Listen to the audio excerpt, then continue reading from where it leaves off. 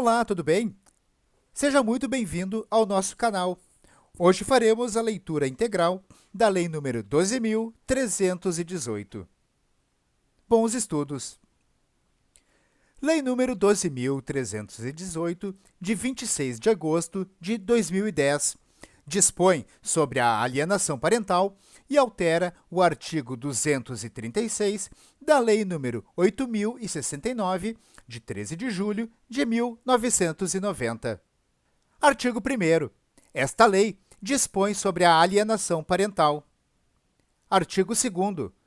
Considera-se ato de alienação parental a interferência na formação psicológica da criança ou do adolescente promovida ou induzida por um dos genitores, pelos avós ou pelos que tenham a criança ou adolescente sob a sua autoridade, guarda ou vigilância para que repudie genitor ou que cause prejuízo ao estabelecimento ou à manutenção de vínculos com este.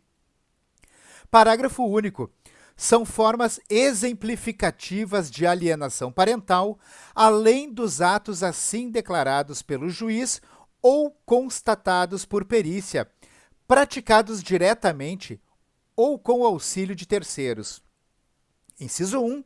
Realizar campanha de desqualificação da conduta do genitor no exercício da paternidade ou maternidade. Inciso 2. Dificultar o exercício da autoridade parental. Inciso 3. Dificultar o contato de criança ou adolescente com o genitor. Inciso 4. Dificultar o exercício do direito regulamentado de convivência familiar. Inciso 5. Omitir deliberadamente a genitor informações pessoais relevantes sobre a criança ou adolescente, inclusive escolares, médicas e alterações de endereço. Inciso 6. Apresentar falsa denúncia contra genitor, contra familiares deste ou contra avós para obstar ou dificultar a convivência deles com a criança ou adolescente. Inciso 7. Mudar o domicílio para local distante, sem justificativa, visando a dificultar a convivência da criança ou adolescente com o outro genitor, com familiares deste ou com avós. Artigo 3º. A prática de ato de alienação parental fere direito fundamental da criança ou do adolescente de convivência familiar saudável, prejudica a realização de afeto nas relações com o genitor e com o grupo familiar, constitui abuso moral contra a criança ou adolescente e descumprimento dos deveres inerentes à autoridade parental ou decorrentes de tutela ou guarda. Artigo 4º. Declarado indício de ato de alienação parental, a requerimento ou de ofício, em qualquer momento processual, em ação autônoma ou incidentalmente, o processo terá tramitação prioritária e o juiz determinará, com urgência, ouvido o Ministério Público, as medidas provisórias necessárias para a preservação da integridade psicológica da criança ou do adolescente, inclusive para assegurar sua convivência com o genitor ou viabilizar a efetiva reaproximação entre ambos, se for o caso. Parágrafo único.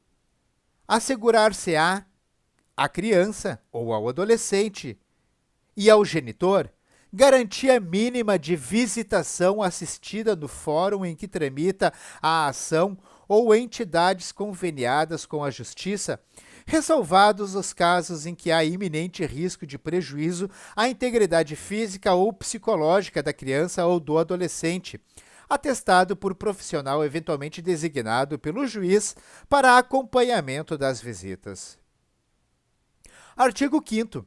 Havendo indício da prática de ato de alienação parental, em ação autônoma ou incidental, o juiz, se necessário, determinará perícia psicológica ou biopsicossocial. Parágrafo 1º. O laudo pericial terá base em ampla avaliação psicológica ou biopsicossocial, conforme o caso, compreendendo, inclusive, entrevista pessoal com as partes, exame de documentos dos autos, histórico do relacionamento do casal e da separação, cronologia de incidentes, avaliação da personalidade dos envolvidos e exame da forma como a criança ou adolescente se manifesta acerca de eventual acusação contra genitor. Parágrafo 2º. A perícia será realizada por profissional ou equipe multidisciplinar habilitados, exigido, em qualquer caso, aptidão comprovada por histórico profissional ou acadêmico para diagnosticar atos de alienação parental. Parágrafo 3º. O perito ou equipe multidisciplinar designada para verificar a ocorrência de alienação parental terá prazo de 90 dias para a apresentação do laudo, prorrogável exclusivamente por autorização judicial baseada em justificativa circunstanciada. Parágrafo 4º.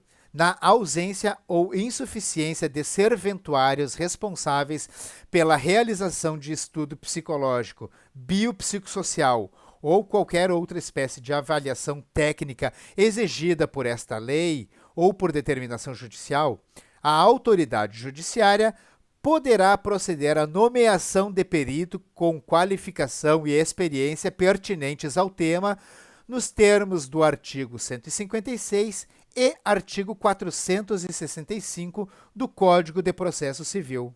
Artigo 6º.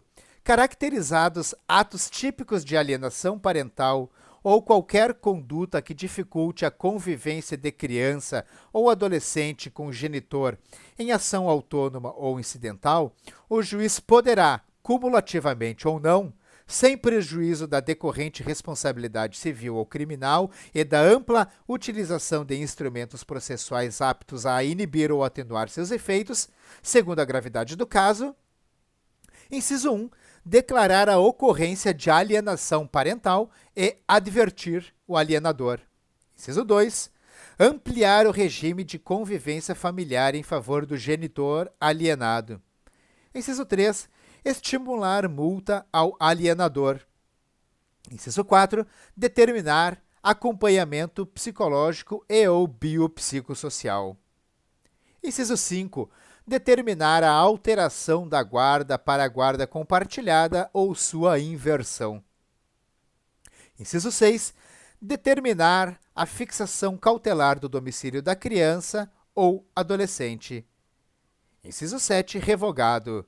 Parágrafo 1º. Caracterizado mudança abusiva de endereço, inviabilização ou obstrução à convivência familiar, o juiz também poderá inverter a obrigação de levar para ou retirar a criança ou adolescente da residência do genitor por ocasião das alternâncias dos períodos de convivência familiar. Parágrafo 2º. O acompanhamento psicológico ou biopsicossocial deve ser submetido a avaliações periódicas com a emissão, pelo menos, de um laudo inicial que contenha a avaliação do caso e o indicativo da metodologia a ser empregada, e de um laudo final ao término do acompanhamento. Artigo 7º. A atribuição ou alteração da guarda dar-se-á por preferência ao genitor que viabiliza a efetiva convivência da criança ou adolescente com o outro genitor nas hipóteses em que seja inviável a guarda compartilhada. Artigo 8º. A alteração de domicílio da criança ou adolescente é irrelevante para a determinação da competência relacionada às ações fundadas em direito de convivência familiar, salvo se decorrente de consenso entre os genitores ou de decisão judicial. Artigo 8º-A.